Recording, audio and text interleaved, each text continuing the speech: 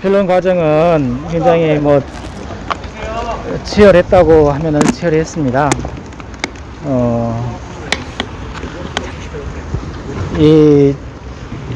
제가 들어가면서 말씀드린 바와 같이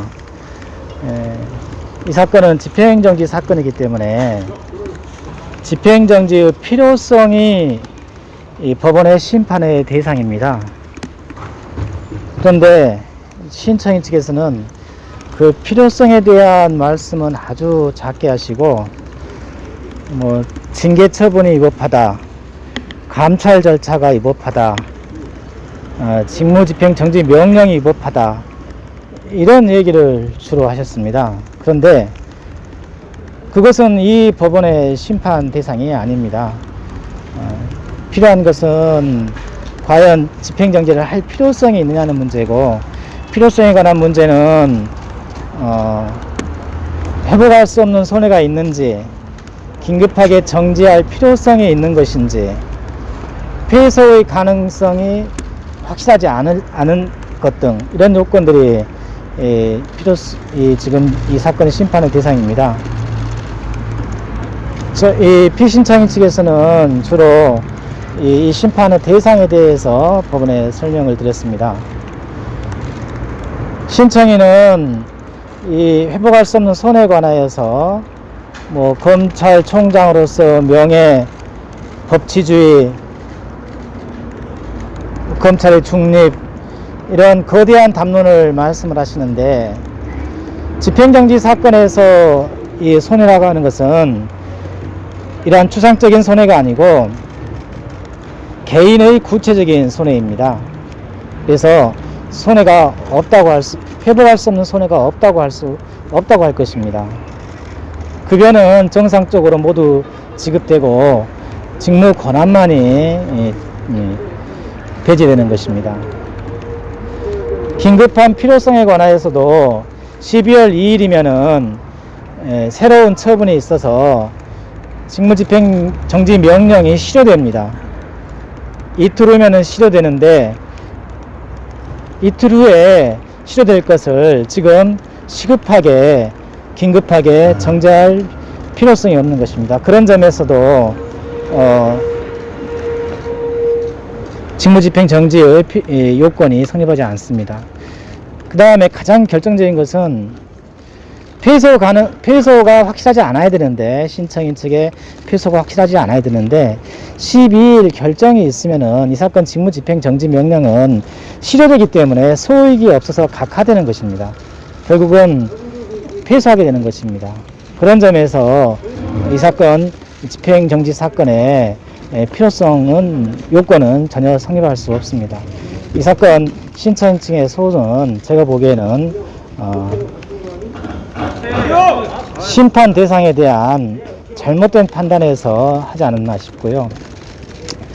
그 다음에 이제 여러분들이 가장 관심을 갖고 있고 국민들이 궁금해하시는 법관 사찰에 관한 것입니다. 신청인 측은 이 사건 보고서라고 제가 말씀드리겠습니다. 이 사건 보고서가 아무런 문제 없는 것이냐, 별거 아닌데 문제 삼는 것이냐, 이렇게 주장을 하고 있습니다. 먼저 검사 직무는 검찰청법에 규정이 되어 있는데 수사와 공소제기, 공소유지에 필요한 사항입니다. 신청인은 공소유지에 필요한 사항을 근거로 해서 법관에 대한 정보를 취득할 수 있다고 주장하는 것 같습니다. 그런데 공소유지에 필요한 사항이라는 것은 수사와 기소까지만 가지고는 검사가 공판 절차에 참여할 수가 없습니다. 그래서 공판 절차에서 소송 행위를 하는 근거를 마련하기 위해서 공소유지에 필요한 사항이라는 조문이 있습니다. 바로 그 조문을 근거로 해서 공판검사는 소송을 하는 것입니다. 그 규정인데 그 규정을 잘못 해석하여서 마치 법관에 대한 정보를 수집할 수 있는 것이냐 하고 있는 것입니다. 결국은 검사 직무에 법관의 정보를 수집할 수 있는 직무 권한은 없습니다. 누군가의 개인정보를 취득을 하려면은 개인정보 취득은 원칙적으로 불법이기 때문에 그 법령상의 근거가 명백해야 되는데 검사에게는 그런 법령상의 근거가 없습니다. 그래서 정보를 수집하고 보관하고 가공하는 것은 불법행위입니다. 목적이 정당하다고 합니다마는 이 사건 보고서 내용 중에서 재판장의 공판 스타일과 관련되는 것은 10% 정도입니다. 나머지는 법관의 성향에 관한 것입니다. 법관의 성향을 기재한 것이 어떻게 목적이 정당하다고 할 수 있겠습니까? 법관의 출신지, 출신 고등학교, 출신 대학교를 기재한 것은 아무것도 아니라고 합니다. 그렇지만은 그렇지 않습니다. 그것이 함의하는 바는 여전히 학연과 지연, 지역주의, 학벌주의를 연상케 하는 것입니다. 국가기관이 그런 정보를 수집해서 보관해서는 안 됩니다. 그것이 공소유지와 무슨 관계가 있겠습니까? 사건에 대한 것도 이 사건 공소유지와는 관계가 없습니다. 오로지 파악하고자 하는 것은 법관의 성향을 파악하고자 하는 것이었습니다. 신청인의 신청 이후에도 법관의 성향을 파악해서 긴피 신청 등을 하려고 하는 목적이었다는 것은 스스로 자인하고 있습니다. 수단이 적절했다고 합니다. 공개된 자료를 했기 때문에 수단이 적절했다고 하는데 수단도 적절하지 않습니다. 공개 자료를 모집하기도 했지만은 공판검사로부터 탐문을 했는데요. 탐문은 전형적인 사찰의 방법이기도 합니다. 수단도 적절하지 않았습니다. 내용도 적절했다고 하지만은 내용 역시 매우 부적절하고 심지어는 모욕이나 명예훼손죄의 성립이 가능한 기재들도 있습니다. 이 법관 사찰 문건에 관하여서는 이 방금 법정에서 이러한 내용으로 신청인과 피신청인 사이의 공방이 있었습니다. 네, 제가 오늘 법정에서 있던 공방 내용은 이렇게 이 정도로 간략하게 말씀을 드리겠습니다.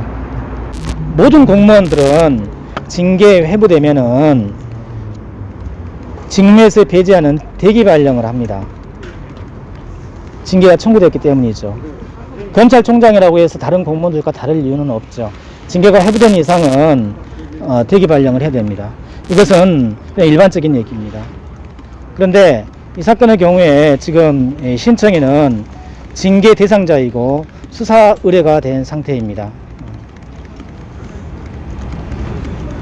아마도 수사 의뢰된 상태이기 때문에 신청인 측에서는 불가피하게 모든 수단과 방법을 가리지 않고 수사를 본인에게 유리하게 하려고 할 것입니다. 여러분들도 최근에 며칠 동안의 언론 보도를 보시고 알겠지만은 검찰 내부는 매우 큰 내용에 빠져 있는 것 같습니다. 그리고 그것은 함의한 바는 검찰총장이 다시 직무에 복귀한다면은 얼마든지 수사를 왜곡할 수 있다는 것을 의미한다고 저는 생각을 합니다. 그런 점에서 직무 배제의 필요성은 매우 크다고 봅니다.